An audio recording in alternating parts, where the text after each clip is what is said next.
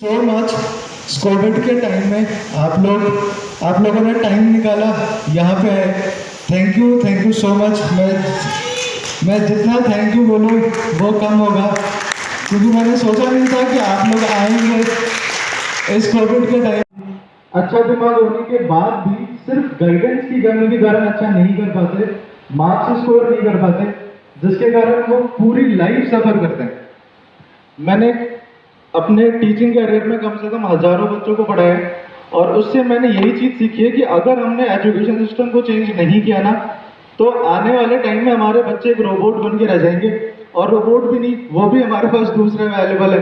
तो हमारे जो बच्चे हैं वो किसी काम के नहीं रह जाएंगे, सिर्फ ऑर्डर्स फॉलो करने के। जो क्रिएटिविटी है वो हमारा एजुकेशन सिस्टम ने पूरी तरीके से डिस्ट्रॉय कर दिया।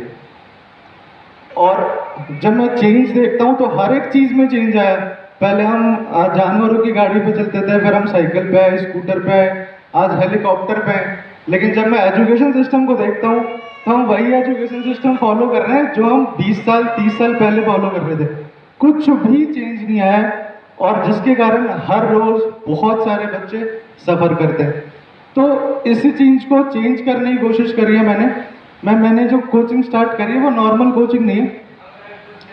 यहाँ पे हम बच्चों को सिर्फ पढ़ाते नहीं है, सिर्फ बोल के नहीं पढ़ाते, हम उन्हें वो सारी चीजें दिखाते हैं जिससे कि वो उस चीज को अपने डेली लाइफ में इस्तेमाल कर सके। जब कोई टीचर सिर्फ बोल के पढ़ाता है ना, तो उस टाइम पे बच्चे के सिर्फ कान एक्टिव है, और जो भी मैसेज उसके दिमाग तक पहुंच रहा है वो सिर्फ कानों के थ्रू पहुंच रहा है। लेकिन हम जो कॉन्सेप्ट लेके आए हैं उस कॉन्सेप्ट के थ्रू बच्चा वीडियोस देखता है, बच्चे फोटोज देखते हैं, ग्राफ की मदद से हम बच्चों को पढ़ा रहे हैं जिसमें उनके कान और आंख दोनों चीजें एक्टिव है।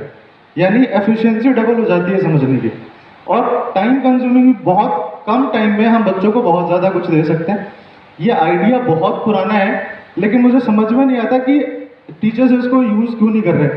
बहुत बड़े बड़े टीचर्स हैं वैशाली में जो आज भी वो 20 साल पुराना मेथड ही पढ़ा रहे हैं। 50 बच्चे सामने बैठे हैं, पीछे वाले बच्चे उबासी ले रहे हैं, किसी को कोई मतलब नहीं है, बस आगे वाले 4-5 बच्चे पढ़ लेते हैं, उन्हीं की फोटो लगा करके वो अगली बार वापस 40-50 बच्चे ले आते हैं।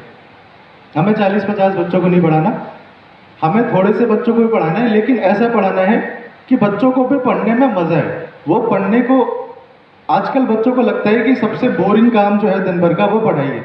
मैं चाहता हूँ कि पूरे दिन का जो इंटरेस्टिंग काम हो ना वो उनकी पढ़ाई हो जाए। और इसके लिए पूरे लॉकडाउन में मैंने अपना कंटेंट तैयार किया है, 9th और 10th क्लास का डिजिटल कंटेंट, जो मैं अपने कोचिंग के थ्रू अपने बच्चों को दूंगा। इस कंटेंट में हम कोई भी चीज़ बोलने के साथ साथ उनको दिखाएंगे भी। फॉर एग्जाम्पल, अगर मैं डाइजेशन सिस्टम समझा रहा हूँ तो हम सिर्फ ये नहीं बोल रहे कि फूड हमने खाया फिर वो फूड पाइप से स्टमक में गया, वहाँ पे एसिडिटी रिलीज हुई, बहुत सारे रिएक्शंस हुए, सिर्फ हम उनको बोल नहीं रहे। बाकायदा हमारे पास जो बोर्ड है वो डिजिटल बोर्ड है जहाँ पे बच्चे देखेंगे जो मैं बोल रहा हूँ, वो देखेंगे।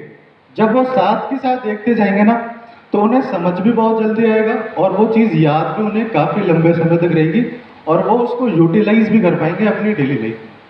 तो हमारी जो पढ़ाने का तरीका है, इसीलिए मैंने ये कोचिंग स्टार्ट करी, और कोई दूसरा पर्पस नहीं था। पैसा कमाना नहीं है, मेरी जो गवर्नमेंट जॉब लगी है उसमें बहुत पैसा मैं कमा सकता था, लेकिन ये जो चीज़ मैं लोगों को देना चाह रहा हूँ वो अलग है। और इसीलिए मैंने आप लोगों को बुलाया, क्योंकि मैं आपको पहले समझाना चाह रहा हूँ कि हम दे क्या रहे हैं बच्चों को। ये ऐसी चीज़ है जो बच्चों के लिए, हमारे एजुकेशन सिस्टम के लिए बहुत ज़्यादा ज़रूरी है। बस कोई बात नहीं करता इस पर, सबको अपने बच्चों के मार्क्स से मतलब है, वो तो बच्चे रट कर ही ले ही आएंगे। आप उन पर थोड़ा सा प्रेशर डालो, वो कैसे भी रट के भी मार्क्स लेकर के आ जाएंगे, मेरी गारंटी है। और टीचर्स भी यही काम कर रहे हैं, उनको पता है सेम पैटर्न हर साल आता है, सेम क्वेश्चन हर साल आते हैं, वो उनको बता देते हैं, बच्चे नंबर लेके आ जाते हैं। लेकिन अगर वो चीज़ मैं उनसे 1 साल बाद पूछूं या 2 साल बाद पूछूं तो वो बिल्कुल साफ है। मैं आपको एक छोटा सा वीडियो दिखाना चाहता हूँ जिसमें हम समझेंगे कि हमारा एजुकेशन सिस्टम जो है वो कहाँ तक गिर चुका है और इसको बदलने की जरूरत क्यों है ना। Please have a look. Start.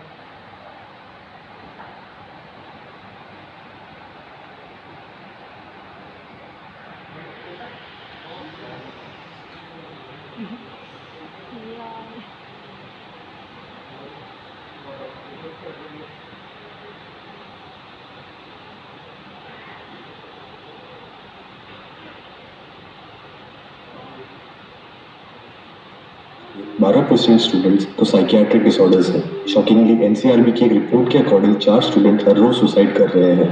Overall 10% Indians को मेंटल हेल्थ प्रॉब्लम्स हैं, और अगर कंटेक्स्ट में देखें तो ये नंबर्स जापान की पॉपुलेशन से भी ज़्यादा है। मतलब हमारा स्कूलिंग सिस्टम कुछ तो गलत कर रहा है। देखा जाए तो हम बच्चों को स्कूल्स भेजते हैं आज की दुनिया का सामना करने के लिए, वो दुनिया जो हर सेकंड चेंज हो रही है, मगर हमारा एजुकेशन सिस्टम आज भी वैसा ही है जैसा ब्रिटिश हमें 100 ईयर्स पहले देके गए थे।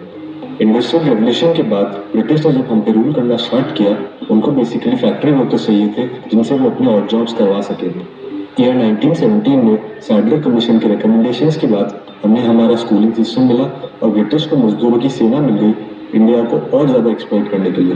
मोरलेस आज भी स्कूलिंग सिस्टम वैसे ही फॉलो हो रहा है। बच्चों को 60 या 70 के बैचेस में तैयार किया जाता है, उनको ना बात करना अलाउड है, ना अथॉरिटी को क्वेश्चन करना। No talking, pin drop silence, open page 65 solve question number 7, ask permission for going to toilets.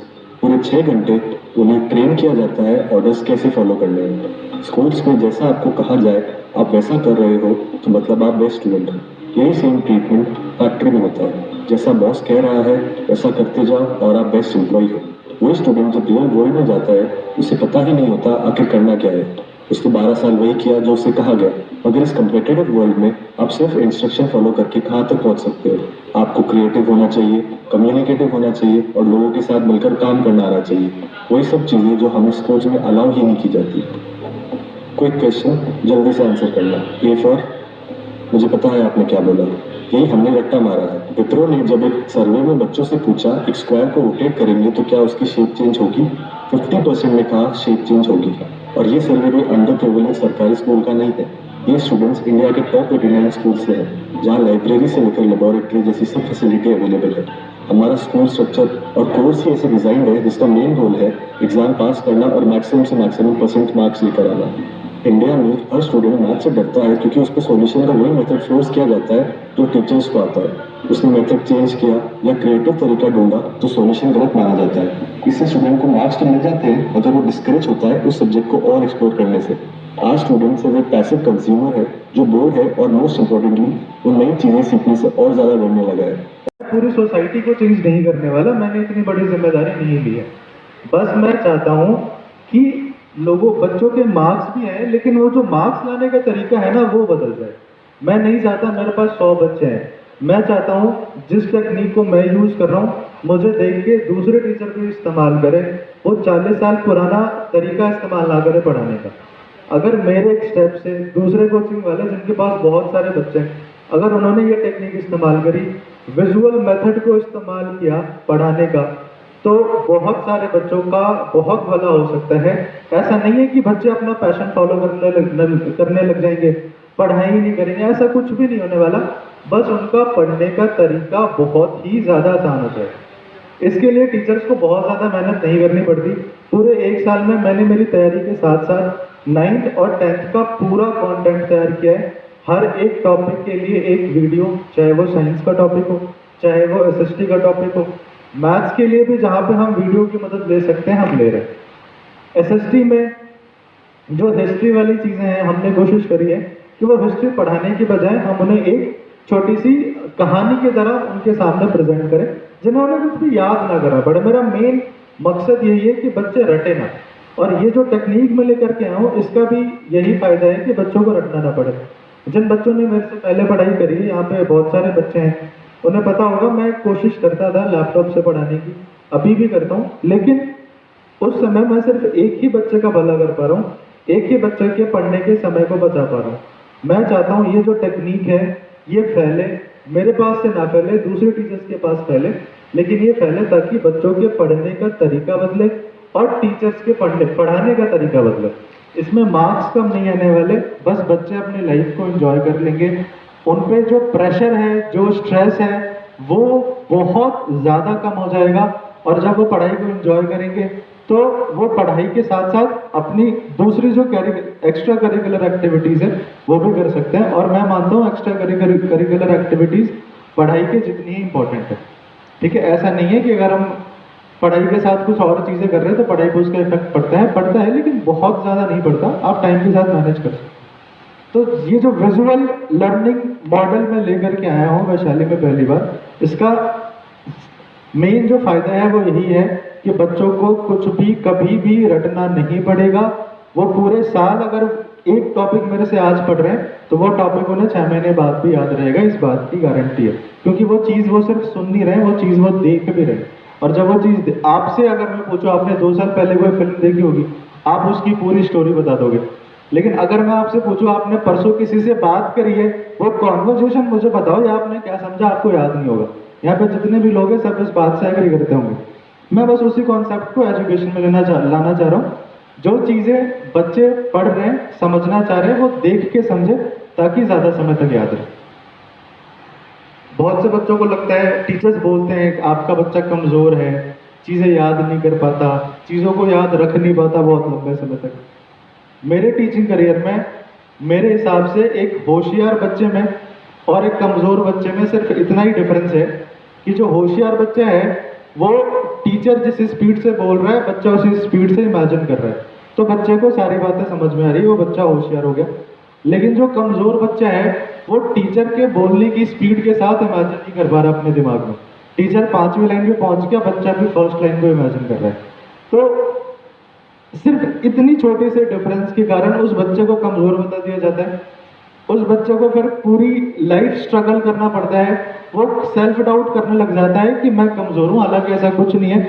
अगर वही चीज़ हम वीडियो की तरह उनको दिखा रहे हैं तो एक जो तेज बच्चा है वो भी उसी स्पीड से इमेजिन करेगा, जो थोड़ा स्लो लर्नर है वो भी उसी स्पीड से उस चीज़ को इमेजिन कर लेगा और याद रख पाएंगे वो काफ़ी लंबे समय तक।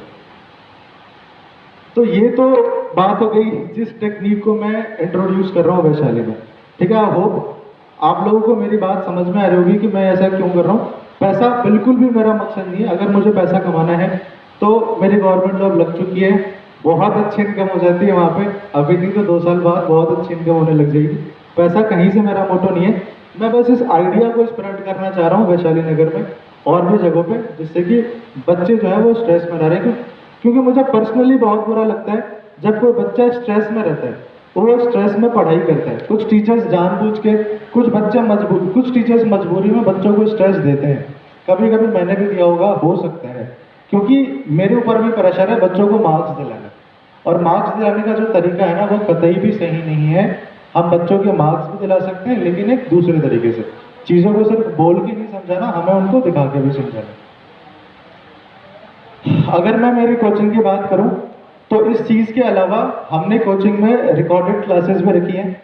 अगर कोई बच्चा किसी दिन एब्सेंट रहता है, अगर उसकी तबीयत खराब है, अगर वो गांव चला गया तो उसको क्लास एब्सेंट करने की कोई ज़रूरत नहीं है। एक हमारा एप्लीकेशन है जहाँ से वो बच्चा लाइव क्लास ले सकता है, वो कहीं पे भी हो वो लाइव क्लास ले सकता है। दूसरी चीज़, कुछ पेरेंट्स की ये शिकायत होती है कि हमारे बच्चे की पहले अच्छी पढ़ाई नहीं हुई थी, अब हम उसको अच्छी पढ़ाई देना चाहते हैं, उसके बेसिक्स कमज़ोर है। अगर मैं नॉर्मल टर्म्स में बोलूँ तो उसके लिए हमने क्या करें कि जो भी चैप्टर हम स्टार्ट करेंगे उससे पहले हम एक क्लास लेंगे जिसमें उस चैप्टर के बेसिक्स पहले समझाए जाएंगे, जिन्हें हम पर्सनलाइज सेशंस कहते हैं। ये होशियार बच्चे भी अटेंड करेंगे, वीक बच्चे भी अटेंड करेंगे, ताकि जब हम वो चैप्टर स्टार्ट करें तो उस चैप्टर की जो भी बेसिक चीज़ें हैं वो उस बच्चे को एटलीस्ट पता हो, ताकि वो बैच के साथ ही कोप अप कर सके। हमने सारी क्लासेस रिकॉर्ड करी है, हम सारी क्लासेस जो भी करेंगे वो रिकॉर्ड करेंगे, ताकि अगर 5 महीने बाद 6 महीने बाद बच्चे को रिवीजन की ज़रूरत पड़ती है तो वो उस रिकॉर्डेड सेशन को देख सकते हैं।